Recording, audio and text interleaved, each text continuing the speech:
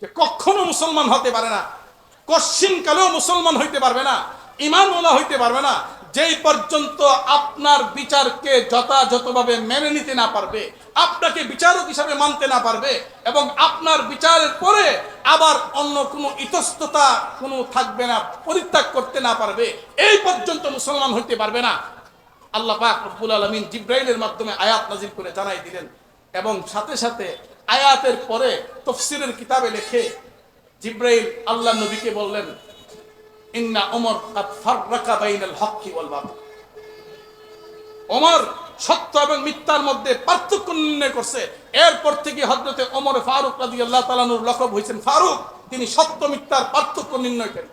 এই ঘটনার পরে তো এর দ্বারা, এই আয়াতের দ্বারা বোঝা যায়, যারা নবীর আদর্শে সন্তুষ্ট হতে পারে না, নবীর দেওয়া নিয়ম কানুনে সন্তুষ্ট হইতে পারে না, মানব রচিত বিধানের উপরে সন্তুষ্ট হয়, কুরআন থাকতে অন্যদিকে ডাইভার্ট হয়, ইসলাম থাকতে অনিসলামের দিকে যায়, তারা যতই নামাজ পড়ুক, যতই তারা মুসলমান দাবি করুক, কশ্চিন কালেও তারা মুসলমান নয়।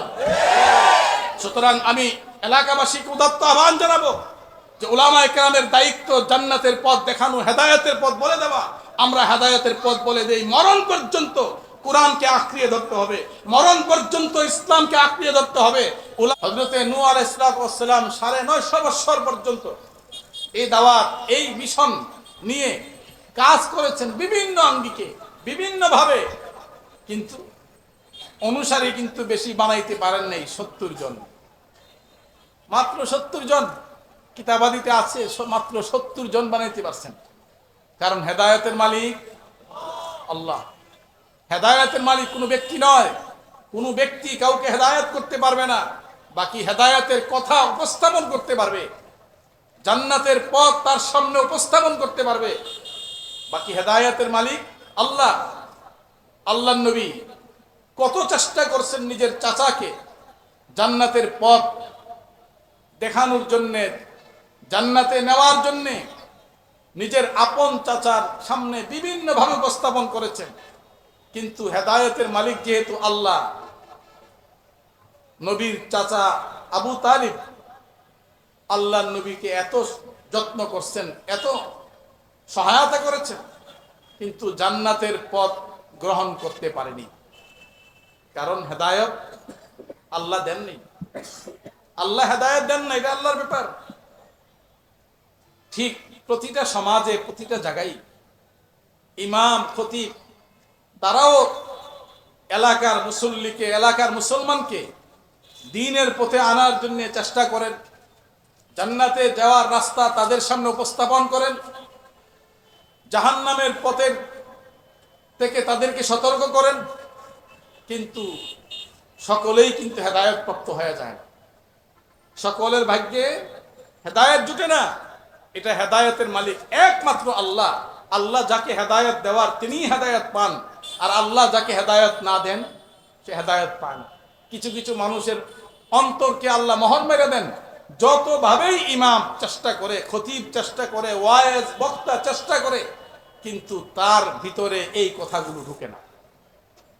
আছে না এমন? কত ওয়াজ, কত তাফসীর, কত মাহফিল, কত ধরনের আলোচনা তার সামনে, তার কানে দিয়ে যাচ্ছে, তার সামনে উপস্থাপন করা হচ্ছে, কিন্তু হেদায়েত কয়জনে পায়? এই কারণে হেদায়েতের মালিক একমাত্র আল্লাহ। বাকি আমাদের দায়িত্ব বলে যাওয়া, আমাদের দায়িত্ব উপস্থাপন করা। ইমাম, খতিব, উলামায়ে কেরাম নবীর ওয়ারিস, নবী নাই। বিশ্বনবী মুহাম্মদ রাসূলুল্লাহ সাল্লাল্লাহু আলাইহি সাল্লামের পরে পৃথিবীতে আর কোন নবী আসেন নাই, আসবেও না। যদি কেউ নবী দাবি করে তাহলে মনে করতে হবে সে ভণ্ড। ভণ্ড ছাড়া অন্য কেউ আমাদের বিশ্বনবীর পরে নবুয়তের দাবি করতে পারে না। বুঝে আসছে? উলামায়ে কেরাম নবীর ওয়ারিস, উত্তরসূরি।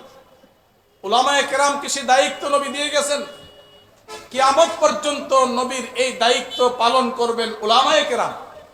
সুতরাং যারা উলামায়ে কেরাম থেকে বিচ্ছিন্ন হয়ে নবীওয়ালা কাজ করার চেষ্টা করে, আমি তাদেরকে বলবো যে এই কাজের মূল দায়িত্ব উলামায়ে কেরামের। উলামায়ে কেরাম থেকে বিচ্ছিন্ন হয়ে তুমি নবুয়তের কাজ, নবীওয়ালা কাজ কোত্থেকে তুমি পাইবা, কিভাবে তুমি করবা? তুমি যদি করতে যাও তাহলে একটা যদি সঠিক করো 10টা ভুল করবা। কোনদিন তুমি সঠিক পন্থায় সঠিকভাবে নবীওয়ালা কাজ তোমার পক্ষে সম্ভব নয় যদি উলামায়ে কেরাম থেকে তুমি বিচ্ছিন্ন হয়ে পড়ো। যেহেতু আল্লাহর নবী বিশ্বনবী মুহাম্মদ রাসূলুল্লাহ উলামায়ে কেরামকে দায়িত্ব দিয়ে গেছেন, জনগণকে দিয়ে যান নাই, জনগণকে দিয়ে যান নাই। আল উলামা ওয়ারাসাতুল আম্বিয়া, নবী করিম সাল্লাল্লাহু আলাইহি সাল্লাম বলেছেন উলামায়ে কেরাম আমার ওয়ারিস, আমার উত্তরসূরি। কোন ইঞ্জিনিয়ারের কথা বলে নাই, কোন ডাক্তারের কথা বলে নাই, কোন জেনারেল শিক্ষিতের কথা বলে নাই, কোন অন্য শিক্ষায় শিক্ষিত কাউকে বলে নাই, যত বড়ই হোক না কেন। কিন্তু বিশ্বনবী একমাত্র উলামায়ে কেরামকে বলছেন আমার উত্তরসূরি। তাই উলামায়ে কেরাম থেকে বিচ্ছিন্ন হয়ে নবীওয়ালা কাজ চলতে পারে না। যদি কেউ উলামায়ে কেরাম থেকে বিচ্ছিন্ন হয়ে নবীওয়ালা কাজ করে, আমরা প্রথমেই আমরা তাদেরকে বলে দিব তারা আসলে পথভ্রষ্ট হয়ে গেছে, সঠিক পথে নাই। কারণ নবীর উত্তরসূরি থেকে বিচ্ছিন্ন হয়ে পড়ছে। নবী যে কাজ যাদেরকে দায়িত্ব দিয়ে গেছেন তাদের থেকে দূরে সরে গেছে, সে আবার নবীওয়ালা কাজ কিভাবে করতে পারে, নবীওয়ালা কাজের দাবি কিভাবে করতে পারে? এই নবীওয়ালা কাজের দাবির পিছনে অন্য কোনো স্বার্থ নিহিত থাকতে পারে, না হলে উলামায়ে কেরাম থেকে বিচ্ছিন্ন হইতে পারে না। বুঝে আসছে? উলামায়ে কেরাম নবীদের ওয়ারিস। নবীওয়ালা কাজের যত রকমের রূপরেখা আছে, যত আঙ্গিকে আছে, সবকিছু নিয়ন্ত্রণ, সবকিছুর ব্যবস্থাপনা, সবকিছু জাতির সামনে উপস্থাপন করবে উলামায়ে কেরাম। যেহেতু উলামায়ে কেরামকে সেই দায়িত্ব আল্লাহ নবী দিয়ে গেছেন, অন্য কাউকে দেয়নি। তাই আমি উদাত্ত আহ্বান জানাবো উলামায়ে কেরামের সাথে সুসম্পর্ক বজায় রাখি, উলামায়ে কেরামের প্রতি বিরূপ মনোভাব পোষণ না করি। যদি কেউ উলামায়ে কেরামের প্রতি বিরূপ মনোভাব পোষণ করে তাহলে বুঝতে হবে তার অন্তরে আল্লাহ মোহর মাইরা দিছে, তাকে হেদায়েত দেয় নাই। এই কারণেই নবীর উত্তরসূরির প্রতি তার বিরূপ মনোভাব আছে। নবীর উত্তরসূরিকে সহ্য করতে পারে না, নবীর উত্তরসূরিকে পছন্দ করতে পারে না। তাহলে এরাই নবীর আমলে নবীকে পছন্দ করতে পারে নাই। নবীর আমলে নবীকে পছন্দ করতে পারে নাই এমন কপট বিশ্বাসী কিছু নামধারী মুসলমান নবীর আমলেও ছিল, নবীকে পছন্দ করতে পারে নাই। নবীর পিছনে নামাজ পড়ছে আর প্ল্যান করছে নবীরে কিভাবে এই দুনিয়ার থেকে বিতাড়িত করা যায়, নবীকে কিভাবে তার মিশনকে ব্যর্থ করা যায়, নবীর কাজে কিভাবে বিঘ্নতা সৃষ্টি করা যায়। নবীর নামে কুৎসা রটাইছে, অথচ নবীর পিছনে নামাজও পড়ছে। বুঝেছি? বিশ্বনবী মুহাম্মদ রাসূলুল্লাহ সাল্লাল্লাহু আলাইহি সাল্লামের পিছনে নামাজও পড়ছে। কোরআনে আছে, কোরআনে আছে, বিভিন্ন জায়গায় সূরার বিভিন্ন আয়াতে আল্লাহ আলোচনা করছেন তাদের এই কপট আচরণ কথা। যে একদিকে নবীর পিছনে নামাজ পড়ে, আবার পিছনে যায়া দূরে যায়া নবীর বিরুদ্ধে কুৎসা রটনা করে, নবীর বিরুদ্ধে ষড়যন্ত্র করে, প্রভাগান্ডা করে। তো নবীর আমলেই যেহেতু তারা ছিল, প্রতিটা যুগে যুগে তারা আছে, কিয়ামত পর্যন্ত থাকবে। তবে তাদেরকে চিহ্নিত করার প্রধান লক্ষণ, কোন উলামায়ে কেরামের বিরুদ্ধে যারাই কুৎসা রটনা করবে বুঝতে হবে তারা হলো তাদের উত্তরসূরি, আর কেউ নয়। সুতরাং উলামায়ে কেরামের সাথে আমি উদাত্ত আহ্বান জানাবো সকল মুসলমানকে যে আমি আমার ঈমান আমল বাঁচাইতে হলে, ঈমান আমলকে আমি সংরক্ষণ করতে হলে, আমি আমার জান্নাতের পথ সুগম করতে হলে, জান্নাতে যাইতে হলে উলামায়ে কেরামের সাথে সম্পর্ক বজায় রাখতে হবে। উলামায়ে কেরামের সাথে আমার দৃঢ়তম সম্পর্ক হইতে হবে, ভালোবাসা হইতে হবে, তাহলে জান্নাতে যাওয়া আমার জন্য সহজ হবে। যেহেতু উলামায়ে কেরাম নবীর ওয়ারিস, নবীদের ওয়ারিস। এই কপট বিশ্বাসীদের একটা ঘটনা, আমি একটা আয়াত তেলাওয়াত করেছি, সে আয়াতে আল্লাহ পাক রব্বুল আলামিন কপট বিশ্বাসীদের আলোচনা করছেন। এই আয়াতের সারে নজুল হলো, এক কপট বিশ্বাসী মুসলমান যারা নবীর পিছনে নামাজ পড়তো, আরেক ইহুদি, এক ইহুদি আর এমন দুমুখী নীতিওয়ালা মুসলমান, দুইজনের ভিতরে দ্বন্দ্ব লাগছে কোনো একটা বিষয় নিয়ে। দুইজনের ভিতরে ঝগড়াঝাটি কোনো একটা বিষয় নিয়ে লেগে গেছে। লেগে যাওয়ার পরে এবার সমাধানের জন্য সমাধান তো করতে হবে, দুইজন তোর সমাধান হয় নাই, সমাধানে তো বসতে হবে। এর জন্য ইহুদি বলতেছে চলো তোমাদের যে নবী আছে তার কাছে যাই, তিনি সমাধান করে দিবেন। কিন্তু কপট বিশ্বাসী সে মনে করতেছে আমি যদি ওই নবীর কাছে যাই তাহলে নবী আমার বিপক্ষে রায় দিবে, এটা আমার জন্য মনোভূত হবে না, আমার স্বার্থ উদ্ধার হবে না, আমার স্বার্থের ভিতরে বিঘ্নতা ঘটতে পারে, আঘাত আসতে পারে। তাই এই নবীর কাছে যাইব না, বরঞ্চ এমন কারো কাছে যাব যে আমার স্বার্থটা রক্ষা করে এখানে বিচার ফয়সালা করবে, সমাধান দিবে। ঘুষ খায়া অথবা অন্য কোনো কারণে আল্লাহর দেওয়া বিধান দিয়ে সমাধান দিবে না, সে টাকা পয়সার বিনিময়ে অথবা অন্য কোনো ভাবে তাকে প্রভাবিত করা যাবে, নিজের পক্ষে আনা যাবে, এমন ব্যক্তির কাছে যাবে। এটার জন্য সে বলতেছে যে না, তোমাদের বিচার ফয়সালা যে করে তার কাছে চলো, কাব ইবনে আশরাফ তার কাছে চলো। কাব ইবনে আশরাফের কাছে বিচারের জন্য যাই। ইহুদি কয় তোমাদের নবীর কাছে যাব, আর কপট বিশ্বাসী কয় আমাদের নবীর কাছে না, ওখানে যাব। শেষ পর্যন্ত ইহুদি বাধ্য করছে যে তোমাদের নবীর কাছে যাওয়া দরকার, যেহেতু তোমাদের নবীকে আমি মানতেছি, আমি তার আদর্শ মানি না, আমি তার আনিত ধর্ম মানি না, এরপরে আমি মানতেছি, আর তুমি তার আদর্শ মানো যাবে না কেন? বাধ্য করে নবীর কাছে নিছে। নবী করিম সাল্লাল্লাহু আলাইহি সাল্লাম ঘটনার বিবরণ শুনে, আদুপন্ত দুনু পক্ষের কথা শুনে সিদ্ধান্ত দিলেন ইহুদির পক্ষে। কার পক্ষে দিলেন? ইহুদির পক্ষে সিদ্ধান্ত দিলেন, যেটা ওই কপট বিশ্বাসী মুসলমান আগেই বুঝছিল যে আমার পক্ষে তো দিবে না, কারণ নবী তো ফয়সালা করবেন আল্লাহর দেওয়া বিধান দ্বারা, নবী তো ফয়সালা করবেন আল্লাহ যেভাবে ফয়সালা করতে বলছে যথাযথ ন্যায় সঙ্গত ভাবে।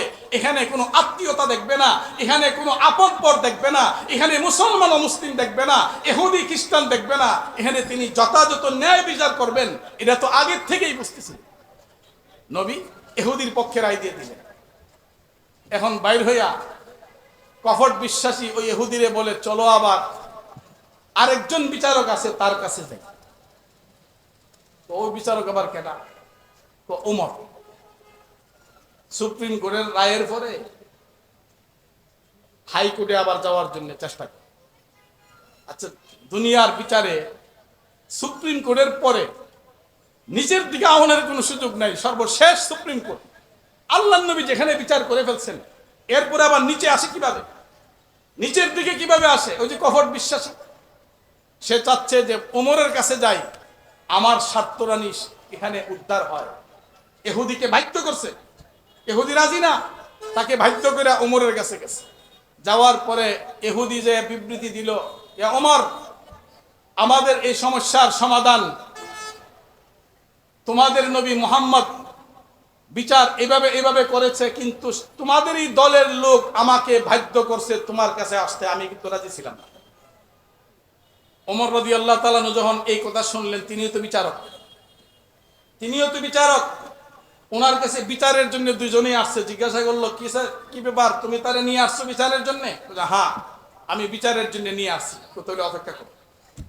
ঘর থেকে তরবারিটা আইনা বিচার করলেন যে ওই কপট বিশ্বাসীকে দুনিয়ার থেকে খতম করে দিলেন, একবারে বিদায় করে দিলেন। বললেন যে আমার বিচার এই, যেহেতু আমার কাছে বিচার চাইছো, সুতরাং আমার বিচার এই, এবং এটি বাস্তবায়ন করে দিলেন।